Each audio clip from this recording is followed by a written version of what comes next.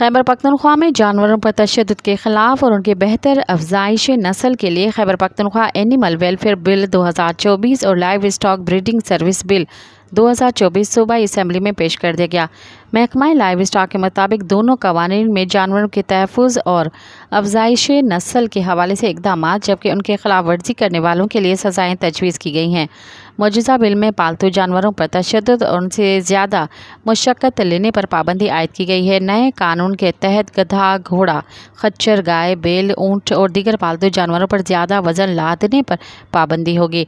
खिलाफ वर्जी की सूरत में ऐसे मुल्ज़िम पर एनिमल वेलफेयर एक्ट के तहत 3 माह कैद या 50,000 रुपये जुर्माना आयद किया जाएगा या दोनों सज़ाएँ भी दी जा सकती हैं। मज़ीद ख़बरनि ऐं तफ़सीलात लाइ विज़िट कयो असांजी वेबसाइट www.awamiNewsHD.com ऐं ॾिसंदा रहो अवामी न्यूज़ HD।